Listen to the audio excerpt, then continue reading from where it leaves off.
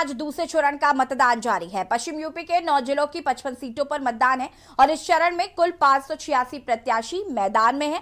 सबसे ज्यादा बरेली की कैंट, मुरादाबाद के 8 और शाहजहांपुर सीट से 15 प्रत्याशी मैदान में है। दूसरे चरण में रामपुर की सीट सबसे ज्यादा चर्चा में है क्योंकि यहां से सीतापुर जेल में बंद समाजवादी पार्टी से आजम खां तो जेल से छूटकर आए, उनके बेटे अब्दुल्ला आजम पर सबकी नजरें हैं और हम इसी पर बात करेंगे। और बात करने के लिए हमारे साथ कुछ मेहमान भी जुड़े हुए हैं, उनसे आपका परिचय करा देते हैं।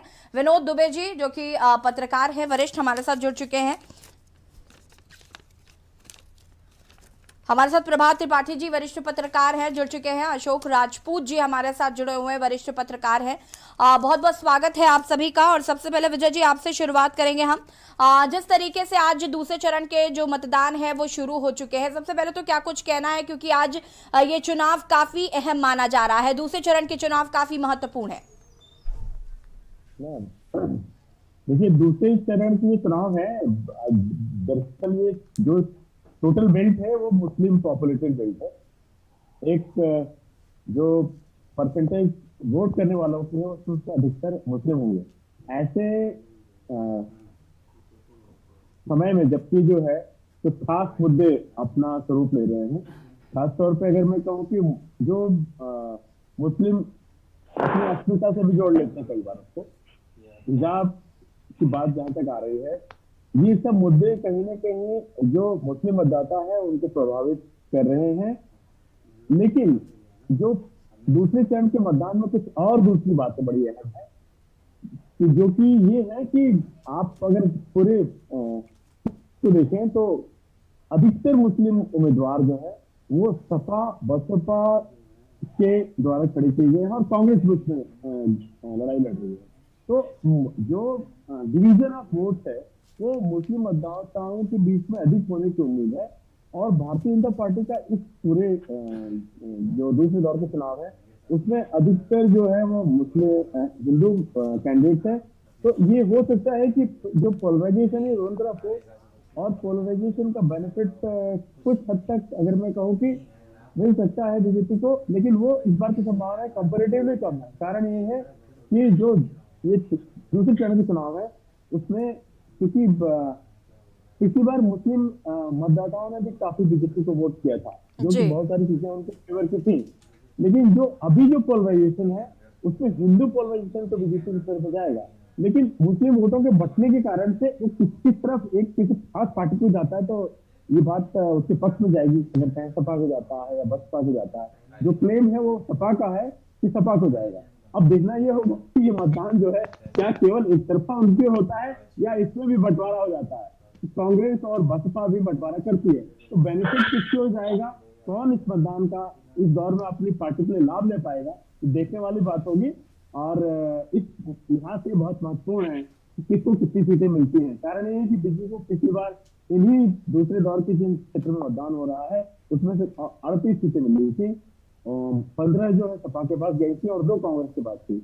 लेकिन अब ये जो बदला हुआ पैटर्न है इसमें किसको बेनिफिट होगा ये एक देखने वाली बात होगी। दूसरा एक महत्वपूर्ण मामला ये है कि पहले दौर के चुनाव मतदान में देखा गया है कि शहरी वोटों का टर्नअप कंपैरेटिवली कम है, ग्रामीण क्षेत्रों का टर्नअप ज्यादा है। तो ज्यादा अगर शहरी क्षेत्रों से मतदान इस बार भी कम होता है तो ये इंडिकेशन की एक खास पार्टी के लिए जो कि शहरी मतदाताओं पर टिकी हुई है वो ठीक नहीं है, वो भाजपा है। और भाजपा में अगर शहरी मतदान कम होगा तो उससे नुकसान होने की उम्मीद होगी। तो ये जो है इसका सिनेरियो है, मुझे लगता है कि वेट करना चाहिए वोट परसेंटेज का कि वोट परसेंटेज कितने आता है, क्योंकि पिछली बार ये करीब 60 के आसपास गया था 60। लेकिन अगर ये बढ़ता है तो भी एक दूसरा इंडिकेशन होगा कि अगर ये 65 जाता है 70 जाता है इस इलाके में तो वो बहुत महत्वपूर्ण होगा।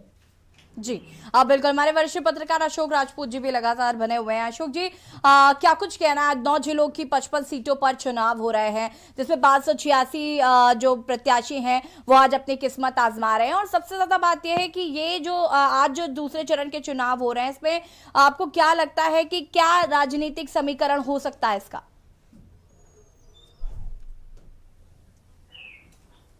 नहीं, राजनीतिक समीकरण तो यही है इसका 2022 के चुनाव में और खासतौर से दूसरे फेज में कि उत्तर प्रदेश में जो 2017 में जो इनके साथी थे समाजवादी के, वह सब अलग अलग होकर लड़ रहे हैं। फिर 2019 में जो साथी हुए थे वो भी उनके आमने सामने लड़ रहे हैं।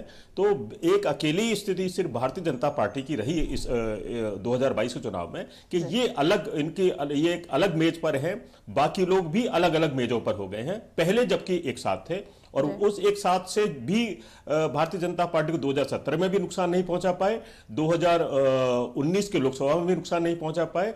अगर उसमें सिर्फ आमना थोड़ा बहुत भी क्लोज फाइट, नजदीकी या जो सीटों का फायदा हुआ, चाहे वो लोकसभा का हो चाहे वो विधानसभा का हो, वो भारतीय जनता के पार्टी के साथ और बसपा के साथ रहा था।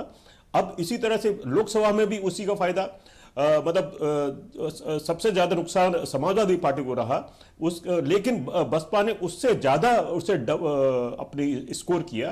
तो वो स्थिति अभी भी चाहने की कोशिश हो रही है कि जो मुस्लिम हैं वो क्या नाम है इन विधानसभा क्षेत्रों से, खासतौर से 9 विधानसभा तो ऐसी हैं जिनमें ये 50%, 45% से लेकर 60-65% तक चले जाते हैं, और खासतौर से ग्रामीण क्षेत्रों में तो बहुत ज्यादा है।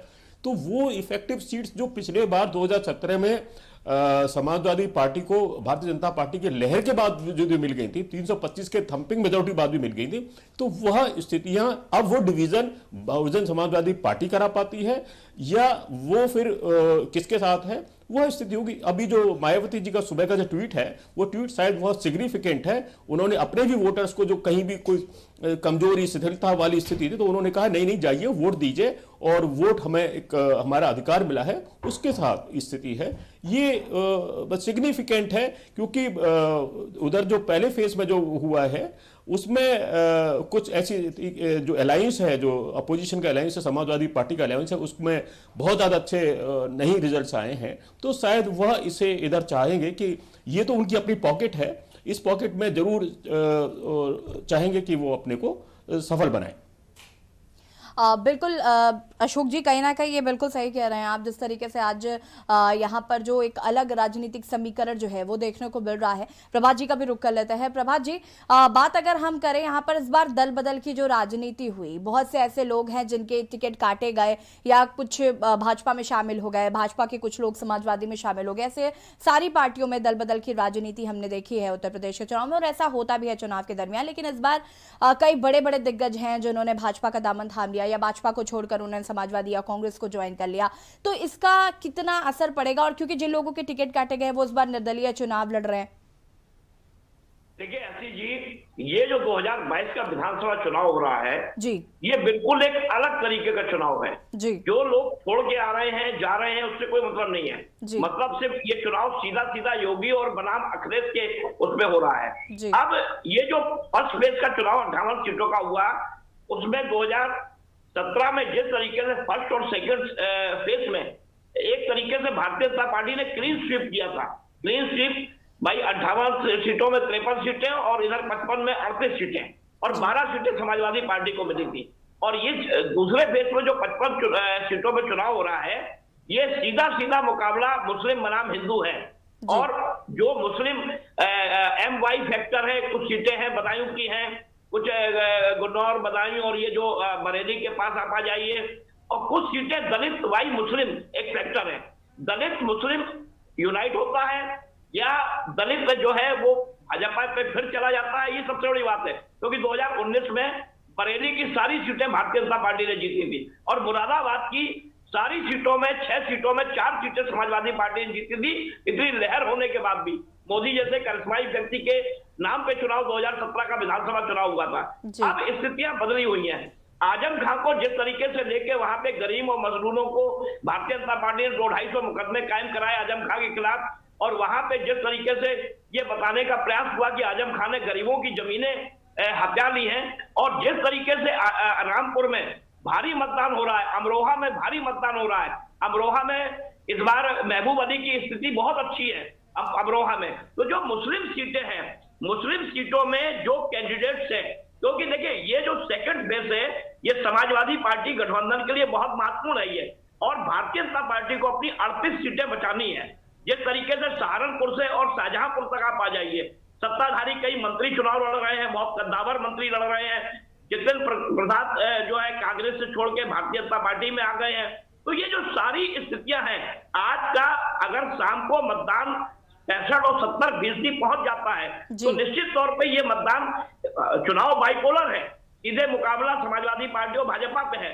लेकिन दलित वोट किधर जाएगा, ये सबसे बड़ा फैक्टर है। और मुसलमान, मैं आपको बता दूं, ओवैसी जिस तरीके से यहाँ पे आए और ओवैसी ने अपने आप को गरीब और मजलूम का नेता बनाने का, रहनुमा बनने का एक जो पूरी बात उन्होंने बताई, जिस तरीके से हमला हुआ, मुसलमान वोट इस बार नहीं बटेगा, क्योंकि मुसलमान वोट यूनाइट होके समाजवादी पार्टी में जा रहा है। और वो इसलिए जा रहा है कि उसको मालूम है कि भारतीय जनता पार्टी से अगर कोई लड़ने की स्थिति में है तो वो समाजवादी पार्टी है, क्योंकि उत्तर प्रदेश में समाजवादी पार्टी और बीजेपी का ही एक मुकाबला है। बसपा परिदृश्य से बाहर है, कांग्रेस परिदृश्य से बाहर है, और जिस तरीके से बीजेपी ने वहां पे रामपुर में कैंडिडेट उतारा, बीजेपी ने जिस तरीके से आजम खान के लड़के के सामने कैंडिडेट उतारा, तो ये सारे जो गुणा भाग भारतीय जनता पार्टी ने अपने फिट किए थे वो सिर्फ इसलिए किए हैं कि 38 सीटें वापस आए। तो समाजवादी पार्टी पे 12 सीटों से संख्या बढ़ाने की बात है और भाजपा की 38 सीटों में से वो अपनी सीटें कितनी बचाएंगे। और ये पूरा गढ़ है मुस्लिमों का, 50% वोटर है, चाहे आप संभल चली आइए, चाहे मुरादाबाद की जितनी भी सीटें हैं वहां पे समाजवादी पार्टी का बड़ा अच्छा चुनाव जा रहा है।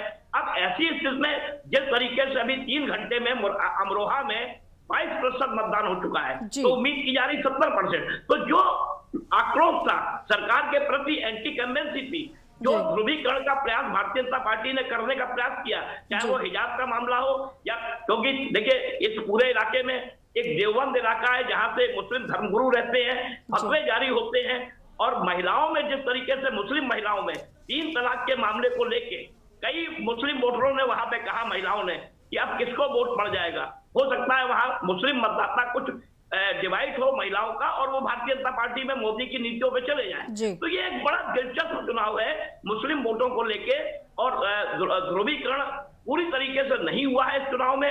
ना फर्स्ट फेज में कोई क्लीन स्वीप कर रहा है, ना सेकंड फेज में कोई क्लीन स्वीप कर रहा है। क्लीन स्वीप जब नहीं हो रहा है, कोई लहर नहीं है, तो ऐसी स्थिति में जो साइलेंट वोटर है ये बहुत निर्णायक भूमिका में है कि क्या वो बदलाव की या क्या वो गुस्से की सबक सिखाने का वोट दे रहे हैं, क्योंकि महंगाई बहुत मुद्दा है, बेरोजगारी बहुत मुद्दा है, और कानून व्यवस्था को लेकर जिस तरीके से मोदी ने एक लास्ट में सारी जनसभाओं में वो परिवारवाद और कानून व्यवस्था की बात कर रहे हैं, तो ये सबसे बड़े जो मुद्दे हैं ये कहां प्रभावित करते हैं और साइलेंट वोटर को कितना प्रभावित करते हैं। क्योंकि वो वोटर जब ईवीएम पे जाता है तो पिछले 5 साल की तस्वीर को देखता है, मुसलमान आजम खां के साथ है कि नहीं है, क्या आजम खां से मुसलमान छिटक कर कहीं और चला जाएगा, कांग्रेस में चला जाएगा। लेकिन कांग्रेस और बसपा बिल्कुल चुनावी रेस से बाहर है। तो ऐसी स्थिति में जो भारतीय जनता पार्टी को हराएगा पूरा मुसलमान उसी के साइड में जाएगा। तो ऐसी स्थिति में समाजवादी पार्टी की स्थिति इस सेकंड फेज में बहुत स्ट्रांग दिखाई दे रही है और भारतीय जनता पार्टी को अपनी सीटें बचाने के लिए बड़ी कड़ी मशक्कत करनी पड़ रही है। जी बिल्कुल, बहुत अच्छे ढंग से आपने यहाँ पर चुनावी समीकरण को समझाने की कोशिश की है प्रभा जी। अशोक जी, मैं आपका रुख करूंगी। जैसे कि अभी यहाँ पर अभी हमारे जो वरिष्ठ पत्रकार हैं वो इस बात को कह रहे थे कि प्रभा जी इस बात को कह रहे थे कि ये जो चुनाव है ये योगी आदित्यनाथ बनाम अखिलेश यादव है। कांग्रेस की अगर हम बात करें तो कांग्रेस ने इस बार जिस तरीके से कांग्रेस की महासचिव प्रियंका गांधी वाड्रा ने हर भरकस कोशिश की, चाहे वो 40% चुनाव में लोगों को टिकट देने की, महिलाओं को टिकट देने की बात हो, रोजगार जैसा जो उनका मैनिफेस्टो आया वो अलग से युवाओं के लिए उन्होंने युवाओं को साधने की पूरी कोशिश की। कहां आपको लगता है कहां चूक है जो कांग्रेस अभी अपना स्टैंड नहीं ले पा रही है?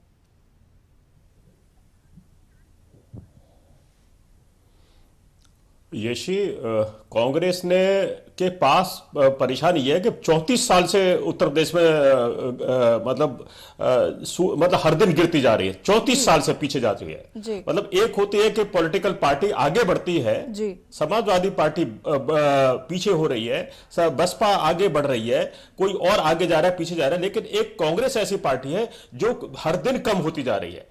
मतलब पिछले चुनाव में अगर 7 सीटें आई थी तो तीन तो दूसरे दलों में जा चुके, मात्र 4 एमएलए रह गए हैं। तो अब अच्छा फिर ये है कि इन्होंने जिस तरह से एक्चुअली कांग्रेस में मात्र ये महसूस करेंगे राहुल गांधी से मात्र चुनाव चल जाएगा या प्रियंका गांधी से चुनाव चल जाएगा, ये कहीं कांग्रेस नेतृत्व को अपने ये अंदाजा नहीं है कि टीम स्पिरिट से चुनाव लड़ा जाता है। मतलब अगर जो राम कहें रहीम कहें वो प्रियंका जी कहें वही सही है, वो स्थिति नहीं है। मुझे कोई भी बताइए सिर्फ प्रियंका के अलावा उत्तर प्रदेश में चुनाव अशोक जी आपके पास में वापस राहुल आऊंगी। गांधी तक नहीं। इसी बीच संभल से बड़ी खबर आ रही है। संभल से बड़ी खबर बता देते हैं, ग्रामीणों ने मतदान का बहिष्कार किया है। संभल में विकास कार्य पूरे ना होने पर ग्रामीणों ने की नारेबाजी और मतदान का किया बहिष्कार। ग्राम मदारा में ग्रामीणों का आरोप है। हालांकि आपको बता दें कि संभल में अभी सबसे ज्यादा वोटिंग हो रही थी, लेकिन अभी ग्रामीणों ने यहां पर मतदान का बहिष्कार किया है।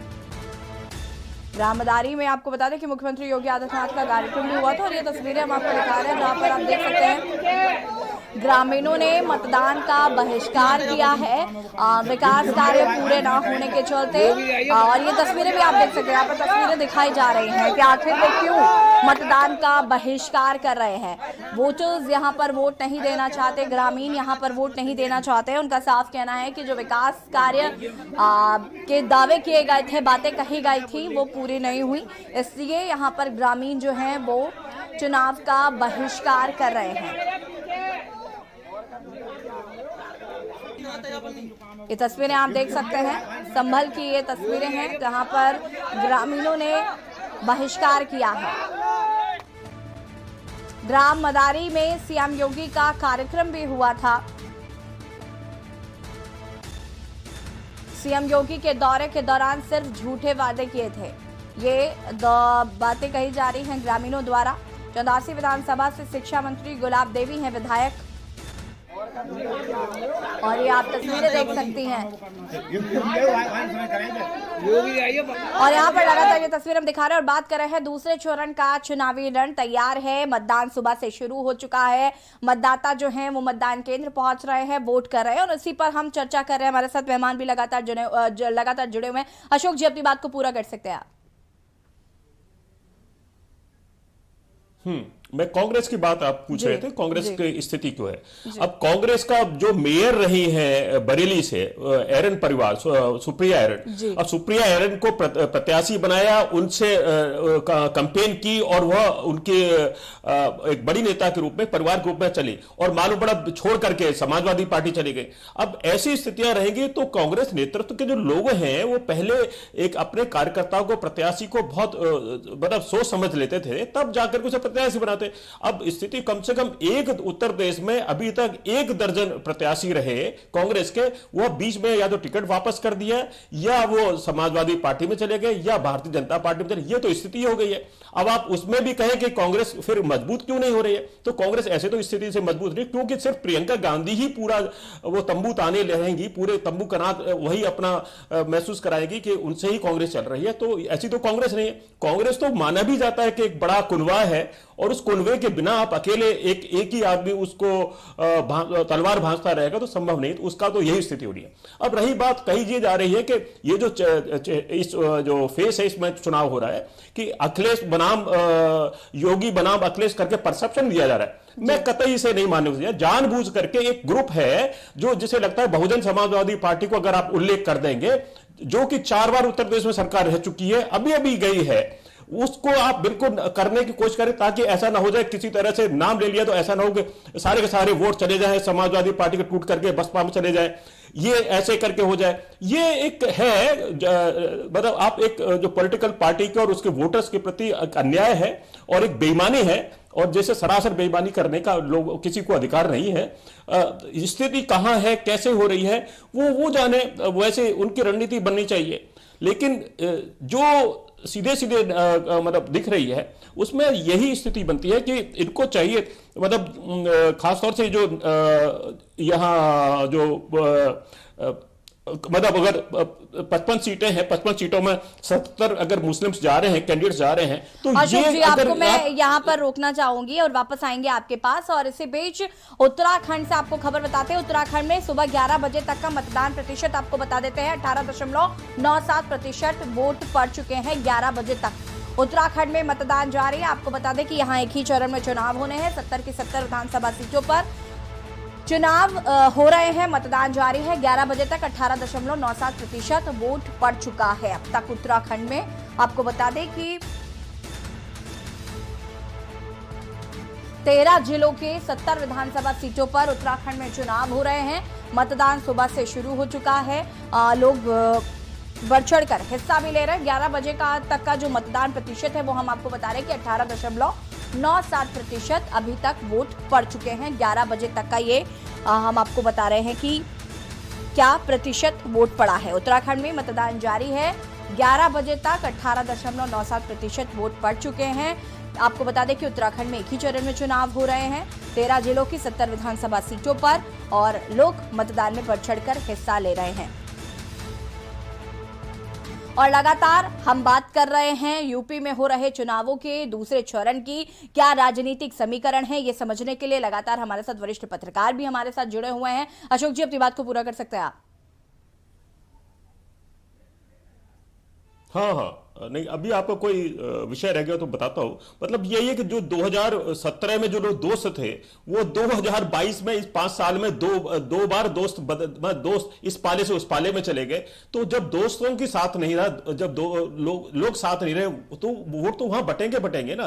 तो पहली वाली स्थिति तो मुझे लगता नहीं है कि समाजवादी पार्टी बहुत ज्यादा गेन कर ले जाएगी और बहुजन समाजवादी पार्टी का कहीं कोई नाम ही नहीं बताने की कोशिश करेगा। तो ये एक है जानबूझ करके कोशिश हो रही है और यही कारण है कि आज मायावती ने इस एन चुनाव वोट शुरू होने के समय ही उन्होंने कहा, ट्वीट करके कहा, जाइए, वोट का हमें अधिकार मिला है, समानता का अधिकार हमें प्रदान करता है और हम वोट देने ज्यादा से ज्यादा जाइए। ये स्थिति है जी।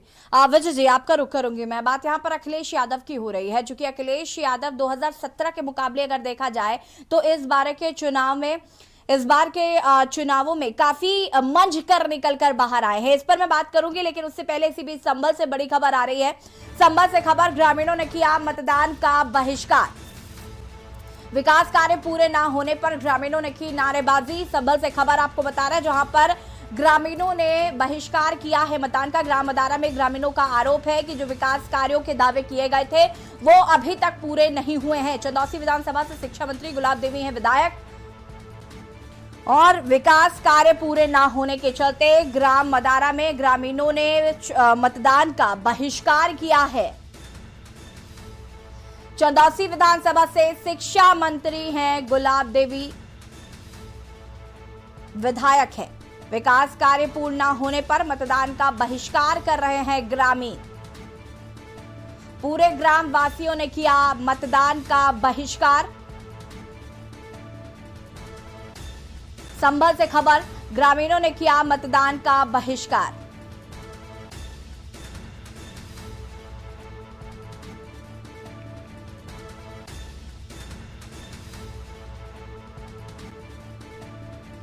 ग्राम अदारा में ग्रामीणों का आरोप।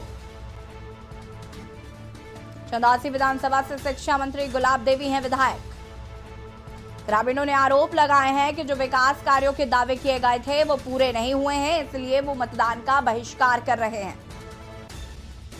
चंदौसी विधानसभा से शिक्षा मंत्री गुलाब देवी हैं विधायक।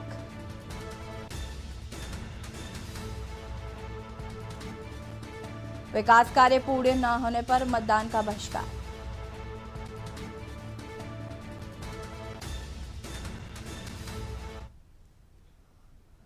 और देवबंद से हमारे संवाददाता प्रशांत त्यागी ने मतदाताओं से खास बातचीत की है। क्या कुछ उनका कहना है वो भी आपको सुना देता है। नमस्कार, आप देख रहे हैं के न्यूज इंडिया। उत्तर प्रदेश के दूसरे चरण में चुनाव की रणभेरी बज चुकी है। पोलिंग पे सुबह से ही पोलिंग स्टेशनों पर मतदाताओं की भारी भीड़ नजर आ रही है। हम इस समय खड़े हैं देवबंद के राजकीय इंटर डिग्री कॉलेज का जो ये पोलिंग बूथ है। यहाँ से काफ़ी मतदाताओं की संख्या जा रही है। हमारे साथ कुछ नौजवान हैं देवबंद के, आइए उनसे ही बात करते हैं कि उन्होंने किस मुद्दे पर वोट किया है और कैसे उनको वोट का जो लोकतंत्र का महापर्व है, किस प्रकार से उत्साही होकर वोट डाल रहे हैं। जी, आपका नाम? मेरा नाम आलोक खटीक है। जी आलोक जी, किस मुद्दे पर आप वोट डाल रहे हैं? देखिए, जो यूपी के अंदर सुरक्षा का मुद्दा है सबसे अहम, उसके मुद्दे पर आज भारतीय लोगों ने वोट डाला है। और जो कुछ सुशासन प्रदेश सरकार ने दिया है और उसके बाद छात्रों को जो शिक्षा है उसके मुद्दे पर यहाँ भारतीय लोगों ने वोट डाला है। जी, हमारे साथ एक युवा हो रहे हैं, आपका नाम? गौरव पंडित। आपने किस मुद्दे पर वोट किया है? क्या सुरक्षा के मुद्दे पर वोट किया है हम। सुरक्षा के मुद्दे पर। तो ये कह रहे हैं कि सुरक्षा के मुद्दे पर वोट है क्योंकि यूपी में एक सुरक्षा व्यवस्था का भी बड़ा मुद्दा है। हमारे साथ कुछ और साथी हैं, आपका नाम? अरविंद कुमार, अरविंद खटीक। अच्छा, अरविंद जी, खटीक जी, किस मुद्दे पर आप वोट करने आए हो? विकास के मुद्दे पे, सुरक्षा के मुद्दे पे और स्वास्थ्य के मुद्दे पे वोट करने आए हैं। डिग्री कॉलेज के पोलिंग बूथ के सामने खड़े हैं। हमारे साथ कुछ महिलाएं हैं जो अपना वोट डालकर अभी भी पहुंची हैं। हम उनसे ही बात करते हैं कि किस मुद्दे पर उन्होंने वोटिंग किया है। जी, आपका नाम? सरोज। सरोज जी, किस मुद्दे पर आपने वोट किया है? बस भाई वोट डाल दिया हमें, तो बच्चे ने बताया था वहीं बस। अच्छा, आपका नाम? निधि। निधि। निधि जी, आपने किस मुद्दे पर वोट किया है? जी, हमने योगी के किए हुए कार्यों को देखकर उसे वोट किया है। जो अभी ने पिछले समय में कार्य करे हैं उन्हें देखकर हमने उन्हें वोट करा है। जी, आपका नाम? विजेता। आपने किस मुद्दे पर वोट किया? यही कि उन्होंने इतने अच्छे काम किए, महिलाओं के लिए भी, राज्य के लिए भी, देश के लिए भी बहुत अच्छे काम किए उन्होंने, जिसे देख के हमने उन्हें वोट किया। अच्छा, तो ये महिलाएं जिनका कहना है कि तो सुरक्षा के मुद्दे पर वोट उन्होंने किया है और जो होगा वो तो 11 मार्च को ही पता लगेगा। लेकिन जिस प्रकार से यहाँ पर देवबंद विधानसभा क्षेत्र में मतदाताओं में वोट को लेकर एक जागरूकता बढ़ी है, भारी संख्या में लोग पोलिंग बूथ पर पहुँच रहे हैं, तो अमूमन ये लगाया जा रहा है कि इस बार भारी रिकॉर्ड तोड़ मतदान होने वाला है। के न्यूज इंडिया के लिए देवबंद से प्रशांत त्यागी की रिपोर्ट। और उसी बीच आपको देवबंद से खबर बता देते हैं, जहां पर पोलिंग बूथ पर मतदाताओं ने किया हंगामा। पोलिंग बूथ पर मतदाताओं ने किया हंगामा। भाजपा विधायक और अधिकारियों के बीच हुई झड़प। विधायक का आरोप, मतदाताओं को नहीं बांटी मत पर्चियां। भाजपा विधायक समेत सैकड़ों समर्थक कर रहे हैं हंगामा। देवबंद से खबर, जहां पर पोलिंग बूथ पर मतदाताओं का हंगामा। भाजपा विधायक और अधिकारियों के बीच हुई झड़प। विधायक का आरोप, मतदाताओं को नहीं बांटी मत पर्चियां। मतदान केंद्र पर बढ़ाया गया फोर्स।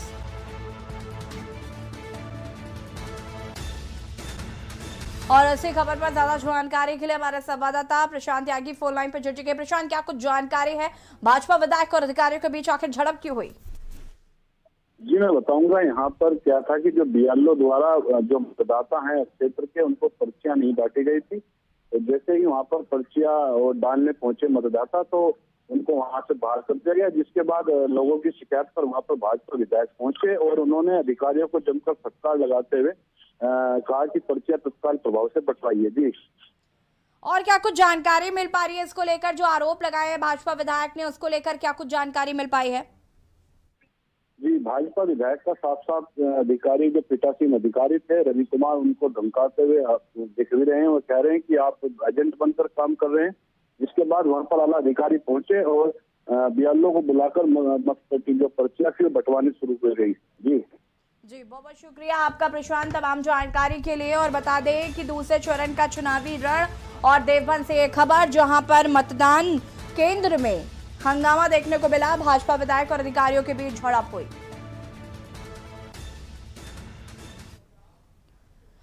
और वक्त हो गया एक छोटे से ब्रेक का। जल्द हाजिर होता है।